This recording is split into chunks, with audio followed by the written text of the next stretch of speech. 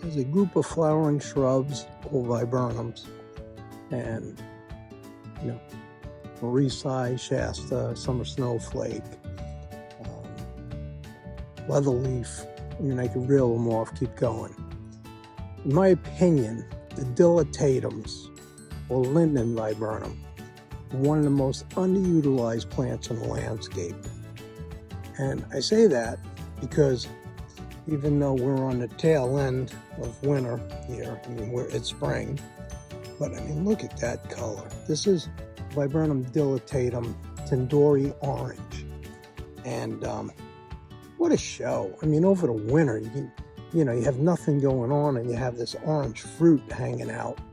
Birds will eat it. So if you don't want birds, I guess you don't want this plant.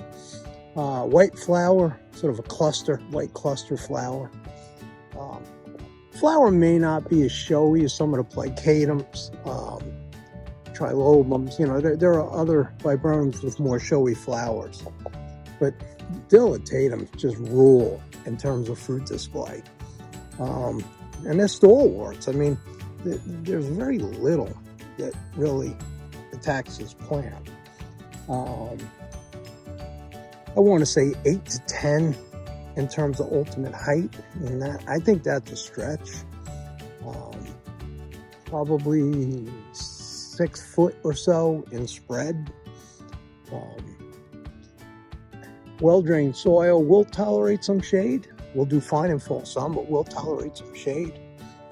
And, as far as a fruit display, so you have the flower in the spring, which is showy enough. I mean, certainly you'll see it. And then you have the fruit display that starts in late summer, early fall. And if the birds don't get it, will persist all winter long.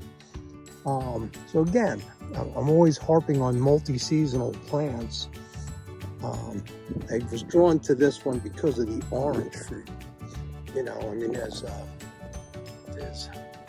several different Viburnum dilatatums that some have red fruit, some have yellow fruit like Michael Dodge.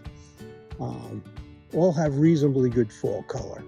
So you're going to get sort of reds and purples and fall color, even some yellows. And you can keep this plant pruned. So maybe you want to maintain it at 5 or 6 feet. There's no problem doing that.